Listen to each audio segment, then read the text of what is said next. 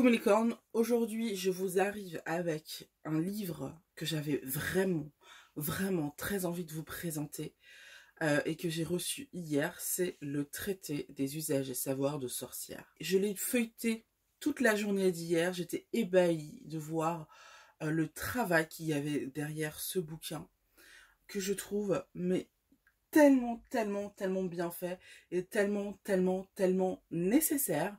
On a beaucoup de livres sur l'introduction à la sorcellerie, sur des livres pour des sorcières débutantes, mais on n'a pas forcément de livres pour des sorcières qui savent un peu ce qu'elles font, qui savent un peu comment ça fonctionne, mais qui ont envie d'approfondir leurs connaissances. On va avoir plein de petits livres sur des sujets spécifiques, mais on n'a pas un gros livre, en fait, sur des usages généraux et sur quelque chose qui va nous aider, nous accompagner tout au long de notre carrière de sorcière, notre vie de sorcière. Et là, ça, c'est le cas. Je vais tuer les suspense tout de suite et je vais vous parler du prix, parce que pour certains, le prix sera rédhibitoire.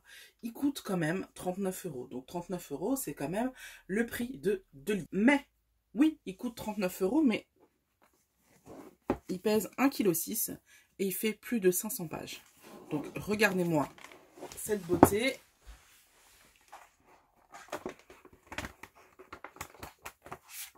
Voilà. Le principe de ce livre, c'est que ce n'est pas qu'un livre de sorcellerie, en fait. Ça va être un livre qui va regrouper le savoir de 13 sorcières différentes qui vont nous donner toutes leurs astuces, toutes leurs savoirs, parce que chacune est spécialisée dans son domaine et chacune nous donne les clés pour appréhender la sorcellerie. Et je trouve l'idée super. Et du coup, en fait, je trouve ça génial parce que on va voir à la fin, je vous montre à la fin, comme ça c'est fait. À la fin, en fait, on nous montre que finalement, le livre a été pensé comme un coven. Et qu'on a une maîtresse de cérémonie qui est à mon avis la directrice de publication, la rédactrice en chef. Et ensuite, on va avoir toutes les sorcières qui ont participé à ce magnifique ouvrage. Donc, il y en a 13 en tout. Franchement, rien que le concept est génialissime parce que du coup, on a un livre qui va regrouper vraiment plein de connaissances. Les connaissances de 13 sorcières, c'est quand même super riche. On a vraiment l'impression, en fait, finalement, que ce livre-là, c'est le grimoire du Coven et qu'on va avoir accès à tout leur savoir. Rien que le concept est vraiment extraordinaire. J'avoue que quand je l'ai acheté au début, j'étais pas fière, je savais pas, j'étais pas sûre de moi parce que, vous le savez, moi j'aime bien les jolis livres. J'aime bien les livres qui sont agréable à regarder. J'aime pas quand il y a que du texte, du texte, parce que j'ai un problème, j'ai un trouble de l'attention qui fait que moi si tu mets que du texte, je vais m'ennuyer, je vais m'endormir. Donc c'est important pour moi que ce soit joli. Et j'avais très peur quand j'ai vu ça. En plus c'est une petite maison d'édition, je m'attendais pas forcément à ce que la maquette soit extraordinaire. Et j'ai été totalement bluffée. On m'a mis une claque, on m'a dit meuf, on est peut-être une petite édition, mais on déchire. Donc, tu fermes bien ta bouche. Et franchement, je vais vous le montrer. Alors, je peux pas vous le feuilleter entièrement comme je l'ai fait avec le grand livre des plantes magiques, parce que sinon, ça va durer des heures. Il fait 500 pages, les meufs. Donc, voilà. Mais je peux vous montrer à peu près comment ça fonctionne. Donc, vous voyez, vous avez un sommaire avec 5 parties. Et donc, vous avez les 5 parties là. Donc ça c'est super bien fait, hein. Tu peux très bien. Bon, au bout d'un moment tu peux plus le faire, hein, parce qu'au bout d'un moment il y a trop de pages, mais au début tu peux très bien corner tes pages comme ça, ou garder tes pages comme ça. Donc on a un sommaire.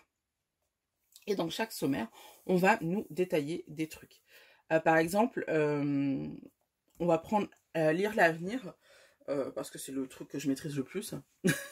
Lire l'avenir, et donc en fait on va avoir plusieurs façons de lire l'avenir. Donc on a le tarot qui est ma façon de prédilection.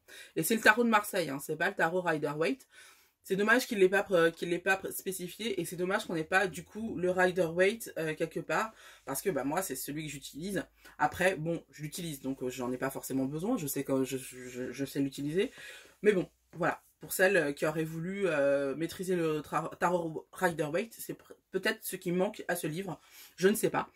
Ensuite on a les runes. On a deux sortes de runes. On a les runes Futark. Si je ne prononce mal, je suis désolée, mais c'est pas mon délire, les runes. Enfin, j'ai pas encore, je me suis pas encore plongée dedans, et je crois que c'est quelque chose qui va changer avec ce livre. On a les runes de sorcière, on a la radiésite divinatoire, on a la cristallomancie, donc c'est le fait de lire dans une boule de cristal, hein, c'est un truc de ouf. La chiromancie, donc lire dans les lignes de la main. Et la tasséomancie, qui est lire dans le marc de café ou de thé. Donc après, vous avez les rituels, vous avez les célébrer les sabbats, tout ça, donc super important évidemment dans un livre. Mais vous avez aussi plein de petits rituels magie décomposés en domaine d'intervention, ce qui est super pratique pour s'y retrouver. Mais avant tout ça, on a évidemment les bases de la pratique magique. Donc là, franchement là, c'est hyper important de lire ça parce que ce qui va nous faire comprendre comment fonctionne la sorcellerie, même si, comme je l'ai dit, en général, quand tu achètes ce genre de livre, tu pratiques déjà un petit peu, donc bon, forcément, tu sais un petit peu comment ça fonctionne, mais là, ça explicite les choses, donc c'est hyper important, et puis il y a plein de chapitres, en fait, auxquels on ne s'est pas forcément penché quand on a commencé la sorcellerie, qui va être détaillé, qui va être expliqué là-dedans, donc moi, je trouve ça super cool. On a le développement de son espace de sorcière. Donc là, ça va être concrètement, techniquement, comment on fait pour pratiquer, c'est-à-dire le lieu qu'on choisit, les outils qu'on choisit, notre livre des ombres, tout ça, ça va être expliqué dans ce chapitre-là. Donc là, on a le côté un peu théorie, là, on a le côté un peu pratique. Hein. Bon, d'ailleurs, là, clairement, c'est le côté théorie et tout le reste, c'est le côté pratique. Mais bon, là, on va savoir concrètement comment faire les choses. Avec plein de tutos, on va avoir des tutos pour faire des grimoires, on va avoir des tutos pour faire un balai, une baguette magique, on va nous montrer comment faire un hôtel. Franchement, on a la totale. Ensuite, ma partie... non, c'est pas celle-là, ma partie préférée. Elle est où, ma partie préférée? D'accord, oui. Si, c'est ma partie préférée, ça. Donc, on va avoir utilisé les énergies de l'univers. Donc, on va avoir une première partie avec la lithothérapie et une deuxième partie avec les plantes. Et comment vous dire que c'est super bien fait. La partie sur la lithothérapie, c'est pas 2-3 trucs qui nous disent, comme on a l'habitude dans les livres de sorcières. Là, je peux vous dire que on a vraiment un vrai livre. En fait, on a l'équivalent de 5 livres dans ce traité.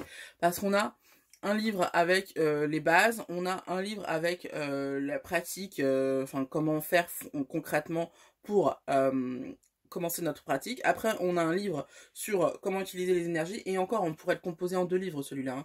Hein. Un livre lithothérapie et un livre plante. C'est pareil, celui-là. On a un livre sur lire l'avenir avec les arts divinatoires, mais on pourrait clairement décomposer en 5 ou 6, 7 petits livres. Donc, et là, on aurait un livre de rituel. Donc, franchement, le truc est hyper complet.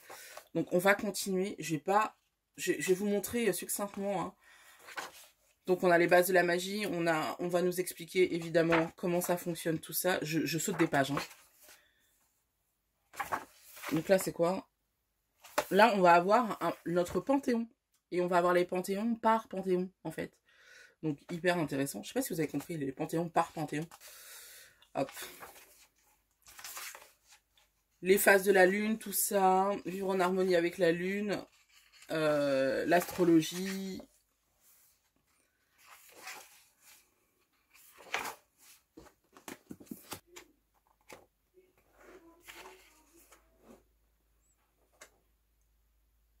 Donc, là, je crois qu'on est passé à la partie 2.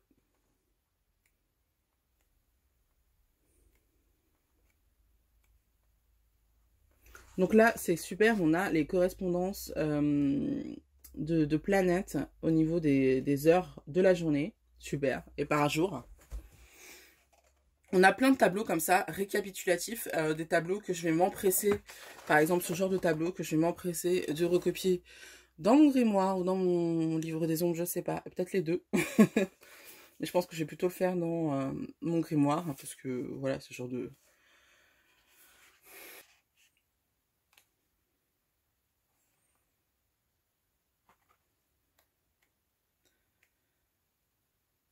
Donc là, on a les bases pour pratiquer dans celle-là, le deuxième... Là, on nous apprend un nouvel alphabet. On nous donne tous les symboles magiques. Ça, c'est hyper important. J'adore. Honnêtement, ce livre, franchement, c'est une tuerie atomique. Alors moi, ce que j'adore énormément dans ce livre, ça va être la maquette de tout ce qui va être les petits points qu'on va nous donner, les petites... là, on va nous parler du cercle. Et en fait, à chaque fois qu'on va avoir un point ou une recette ou un tuto, ça va être présenté comme ça. Et j'adore. Je la trouve trop belle, cette maquette. Franchement, la graphiste ou les graphistes qui ont travaillé dessus, gros bravo. Le lieu de sa magie. Donc, comment trouver le lieu? Hop, le pentacle du cercle magique. Donc là, célébrer un mariage païen. Donc, on a toute la cérémonie du mariage païen. On a le rituel de désunion, c'est-à-dire le divorce. Hein. On a l'enterrement païen. Et juste, il manque juste une chose, ça va être le baptême. Mais bon, ou le nom. Le don du nom. Ou, enfin voilà. Vous avez vu, vous savez ce que je veux dire, c'est quand on accueille une nouvelle personne, soit dans le cercle, soit sur Terre. Bon, c'est dommage qu'il n'y ait pas, mais bon, c'est pas grave. Donc, les objets magiques de rituel. Donc là, on détaille tous les objets de sorcière. Et un petit peu plus tard, vous allez voir qu'on va vous apprendre à les faire, à en faire certains.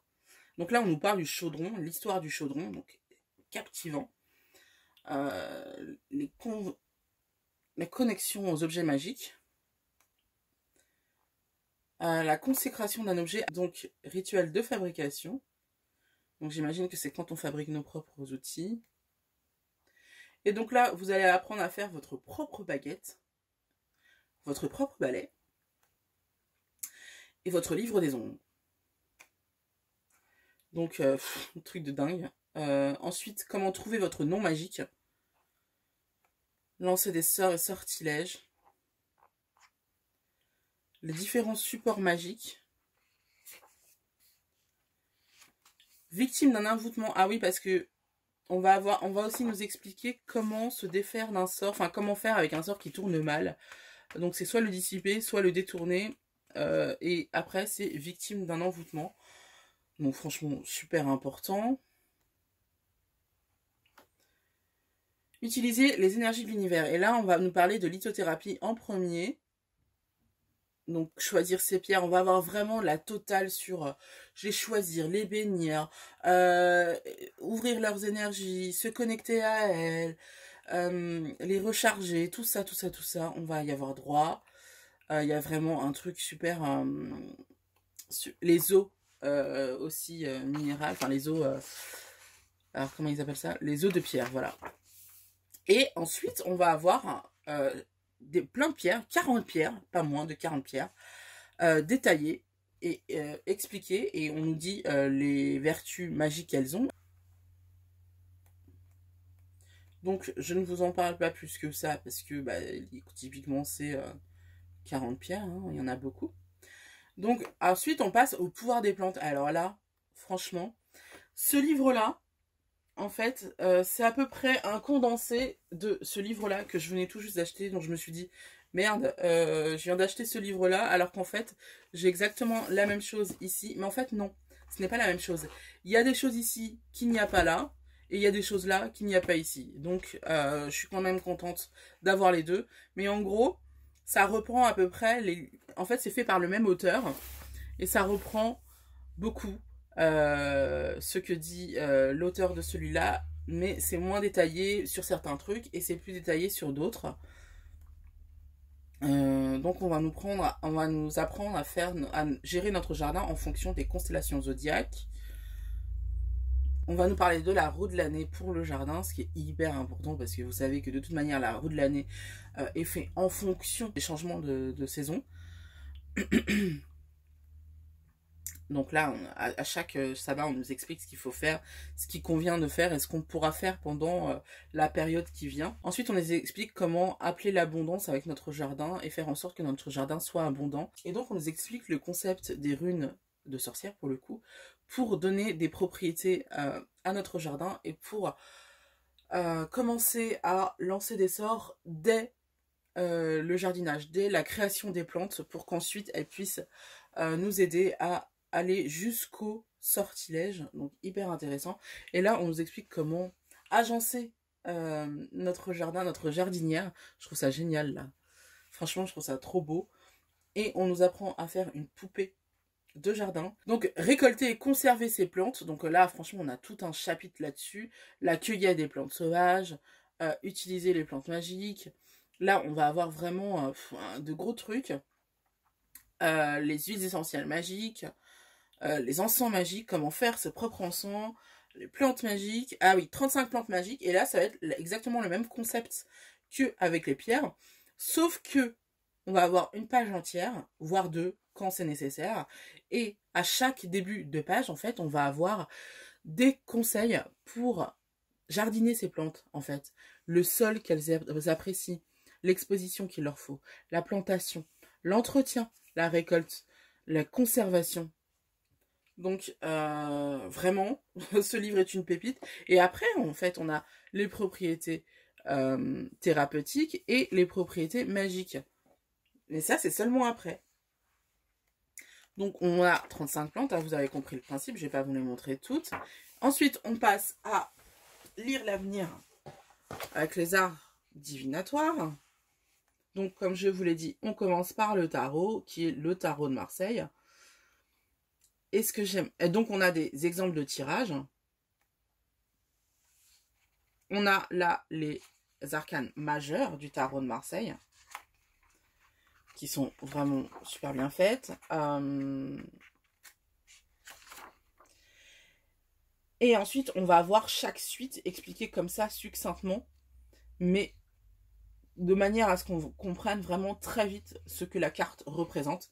Donc moi, je trouve ça super cool. Ensuite, on va nous parler des arts divinatoires anciens. Donc les runes, évidemment. Donc on a les runes nordiques, hein. Je sais pas comment elles s'appellent, comment ça se prononce, donc je vais juste dire nordique.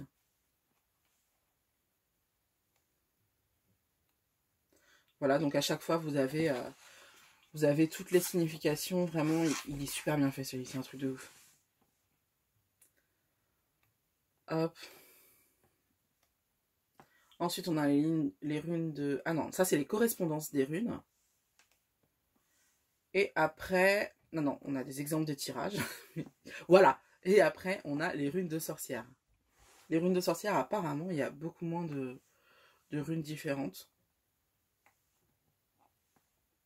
Et on l'a vu plus tôt, hein, ça peut nous aider, par exemple, dans notre jardin, à donner des propriétés aux aliments ou aux plantes qu'on jardine dès la création de la plante, quoi. Mais ça peut aider dans plein d'autres domaines. Après, on a aussi la radiokinésie divinatoire, qui est le pendule, hein, plus communément appelé le pendule. Donc, j'imagine qu'on va vous apprendre à choisir votre pendule, à savoir le langage de votre pendule, c'est-à-dire est-ce qu'il dit oui, comment il réagit quand il dit oui, comment il réagit quand il dit non, comment il réagit quand il veut pas répondre. Voilà, on a aussi les baguettes. Donc, on n'a pas que le pendule, hein, on a plein de trucs, les différentes pratiques, les cadrans. Ensuite, on va passer à la cristallomancie. Donc, l'art de lire dans une boule de cristal. J'avoue que moi, personnellement, j'y croyais pas, mais je sais pas, je vais m'intéresser à ça. On a une jolie boule de cristal, là, franchement, elle est magnifique. Et donc, là, on a les symboles les plus courants. Alors, je sais pas si c'est dans les rêves ou si c'est dans une boule de cristal. Non, dans la boule de cristal. Ok. On a plein de symboles, hein. Après, on va passer aux lignes de la main. Encore une fois, il y a plein de choses à apprendre, à connaître dans les lignes de la main. C'est hyper intéressant, hein. Franchement, je trouve ça captivant. La tasséomancie, donc lire le marc de café ou le marc de thé. Et ensuite, on passe aux rituels et célébrations.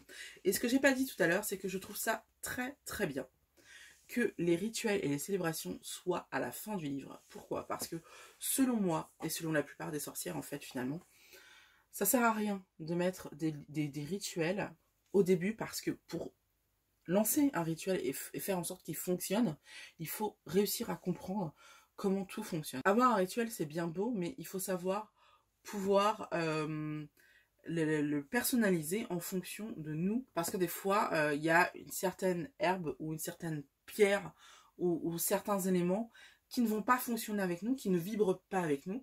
Et il faut savoir remplacer ces choses-là. Ou alors, il faut savoir comprendre le mécanisme du rituel pour pas faire n'importe quoi. Parce que finalement, vous avez compris le rituel d'une certaine manière, mais en fait, il va fonctionner d'une autre manière. Et donc, quand vous savez tout ça, quand vous avez déjà les savoirs qui sont déjà au début, bah, vous allez pouvoir vous dire, non, ce rituel, il n'est pas pour moi, parce que finalement, il va répondre à cette problématique qui n'est pas forcément la mienne. En gros, je trouve ça bien que ce soit à la fin, et limite, pour moi, un bon livre de sorcière, il n'y a même pas de rituel dedans, en fait. C'est nous qui les faisons nous-mêmes, parce que à partir du moment où on a tout ce savoir-là, on peut clairement faire notre rituel nous-mêmes. Mais bon, ça donne des idées. Donc, on va avoir évidemment les célébrations, donc ce qu'elles signifient, et en plus, on va avoir aussi le rituel qu'on peut faire pendant ces célébrations-là. Donc, c'est-à-dire, là, on a une bulk, donc on nous explique ce que c'est, on nous explique les activités à faire, parce qu'évidemment, il y a toujours des activités à faire pendant les célébrations, pendant les sabbats. On a les correspondances, et puis là, on va nous donner un petit rituel à faire pour l'occasion. Ostara, enfin tout ça, bon, vous avez compris le principe. Hein. La célébration des Esbats, donc la pleine lune. Est-ce qu'on a les nouvelles lunes? Non, on n'a que les pleines lunes. On n'a que les pleines lunes. Cela dit, ça s'explique par le fait que la nouvelle lune, on n'est pas censé faire grand-chose. Hein. On est censé faire le bilan, faire le point. Donc, ensuite, on va avoir tous les rituels magiques. Et là, franchement, je vous montre pas tout parce que bah, c'est classé par domaine.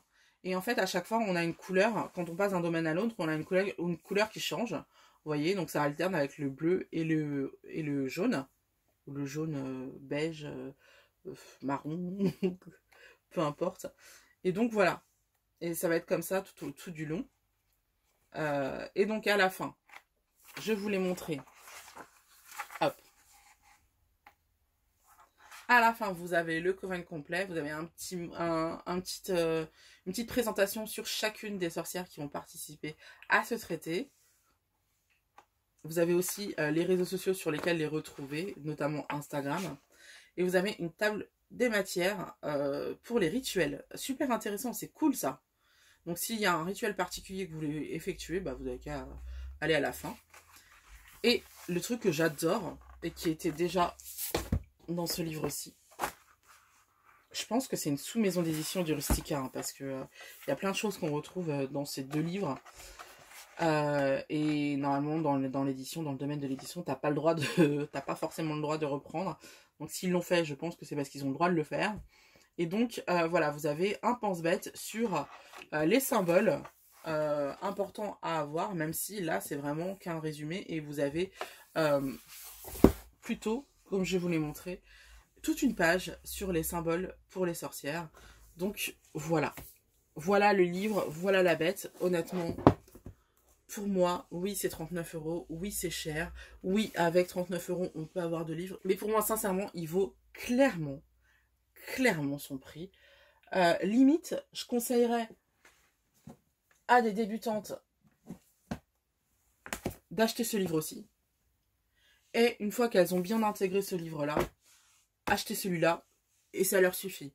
Après, le reste, s'il y a des sujets particuliers qu'elles veulent aborder et tout, elles pourront toujours se documenter.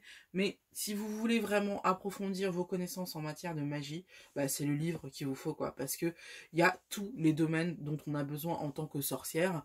Et si vraiment il y a d'autres domaines que vous voulez approfondir, vous pouvez aller vers des livres qui sont spécifiques sur ces domaines et qui sont qui vont vraiment détailler le truc. Mais déjà, ce livre-là, à mon avis, il est suffisant en soi pendant ces premières années de magie. Une fois qu'on a intégré les bases, pour moi, c'est le livre qu'il vous faut, quoi. C'est vraiment... Pour moi, il n'y a rien à dire, quoi. Il n'y a rien à redire, à part le fait que, comme je vous l'ai dit, le tarot, bah, j'aurais bien aimé qu'il y ait du Rider-Waite, mais c'est tout. Franchement, c'est tout. Et puis en plus, moi, je préfère le Rider-Waite, mais beaucoup de gens préfèrent le tarot de Marseille. Et il faut bien savoir que le tarot de Marseille, en France, c'est le tarot le plus répandu. Donc voilà, je peux comprendre qu'ils ont mis le tarot de Marseille. Voilà, bah, c'est tout pour aujourd'hui. Honnêtement, gros craquage.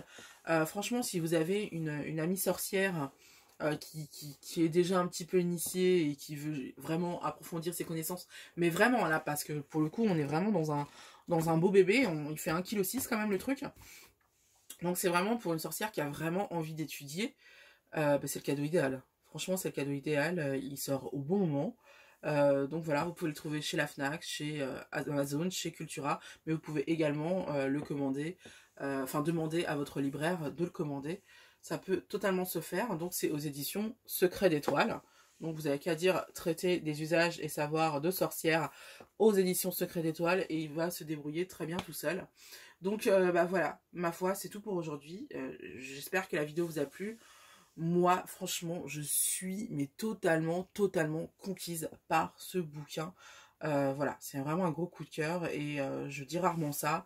J'en reçois beaucoup des bouquins, mais là, là vraiment, gros coup de cœur. Et pour le coup, celui-là, même si je vous le présente, parce qu'en général, ceux que je vous présente, c'est ceux qu'on m'a envoyé, que les maisons d'édition m'ont envoyé. Mais celui-là, c'est moi qui l'ai acheté. Même si je l'ai acheté, il est tellement ouf que j'avais envie de vous en parler, quoi, parce que pour moi, c'est vraiment le livre que j'attendais depuis très longtemps.